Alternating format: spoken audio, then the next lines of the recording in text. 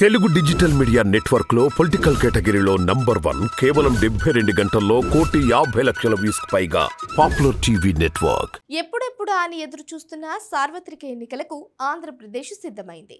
ఈసారి ఎన్నికలపై అంచనాలు ఎక్కువగానే ఉన్నాయని రాజకీయ పరిశీలకులు అంటున్నారు. రాష్ట్రంలో పొత్తుల చుట్టూ రాజకీయాలు తిరుగుతున్నాయి. కూటమి కోసం 3 పార్టీలు చేతులు కలపవచ్చు. బీజేపీ, టీడీపీ, జనసేన పొత్తు దాదాపు ఖాయమైనట్లే. ఇప్పటికే టీడీపీ, జనసేన పొత్తు పెట్టుకో బీజేపీ కూడా త్వరలోనే చేరే అవకాశం ఉంది. పొత్తు కోసం బీజేపీని అభ్యర్థించానని ఇటీవల పవన్ కళ్యాణ్ చెప్పారు. అన్ని సవ్యంగా సాగితే ఇప్పుడు మరొక కూటమి ఏర్పడే అవకాశం కనిపిస్తోంది. ఊహించని పరిణామం ఏంటంటే కాంగ్రెస్ మరియు కమ్యూనిస్టులు చేతులు కలపవచ్చు. రేపు కీలక సమావేశం జరగనుండగా ఈ సమావేశం కూటమికి మార్గం సుగమం చేసే అవకాశం ఉంది. AP PCC chief YS Sharmila CPI, CPM నేతలతో భేటీ కానున్నారు.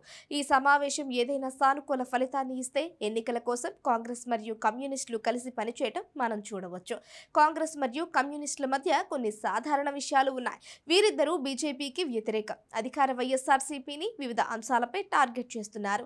వైసీపీ రాష్ట్ర ప్రయోజనాలను విస్మరించి బీజేపీకి మద్దతిస్తోందని కమ్యూనిస్టులు చెబుతున్నారు. ముందుగా టీడీపీతో చేతులు కలపాలని హితవు పలికారు. కానీ ప్రతిపక్ష పార్టీ స్పందించలేదు.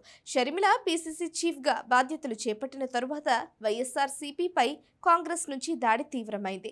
ప్రత్యేక హోదా డిమాండ్ తదితర అంశాల్లో జగన్ రాజీ పడ్డారని ఆమె ఆరోపించారు.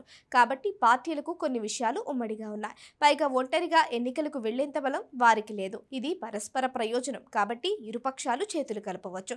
వైఎస్ షర్మిల, కమ్యూనిస్టు పార్టీల మధ్య జరిగే కీలక భేటీపైనే అంతా ఆధారపడి ఉంది. దీనిపై త్వరలోనే క్లారిటీ వచ్చే అవకాశం ఉంది.